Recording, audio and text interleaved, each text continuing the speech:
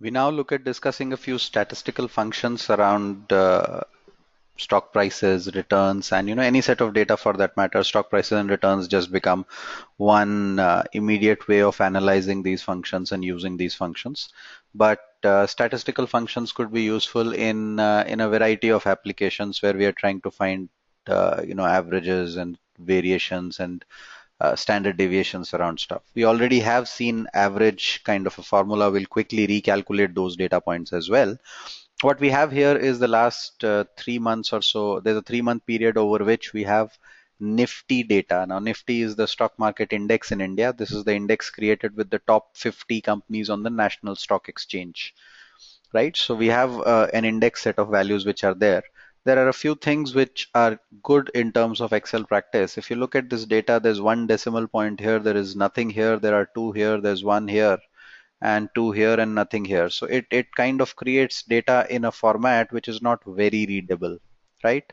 It might be a good idea to probably select this entire set and put the same number of decimal points, either 0 or 1, right? So we put 0 and now it looks much more readable as you look at it. What we did was we just selected by pressing Control Shift down, came up to this panel here, pressed on this comma sign here.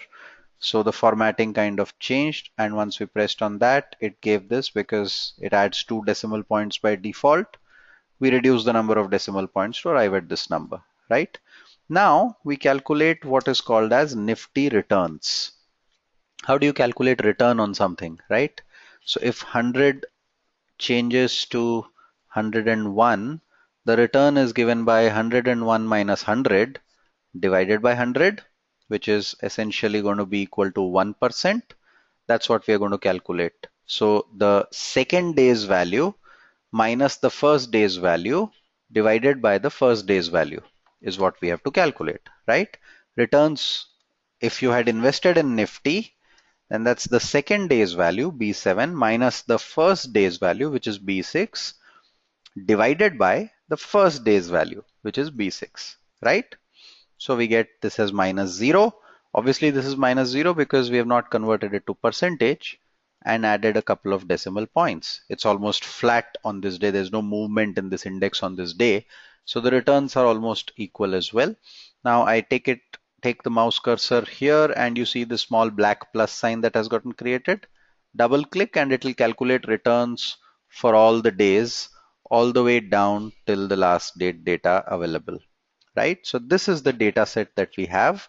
Column C gives us the returns and we are more concerned about these returns. So we are looking at returns and we're going to calculate everything on these returns. So let's say we want to find out what are the average returns. For average returns, if you remember, we had this function called average. Select the entire data, Control Shift up again, and press enter. So the average return on this period is a negative number, minus 0.03%. And that's what happens because the index has gone from 8,492 on the first day to 8,318 on the last day. Then we look at what is the max return during this period. Maximum return is given by a function called max. You can select this data again. 1.84% was the maximum return. Similarly, minimum return is given by a function called min, and we could select the data again and get the minimum return. So the minimum return was minus 2.74% during this period. Now, in statistics, we can also calculate what is called as standard deviation and variance. Standard deviation is the deviation away from the mean.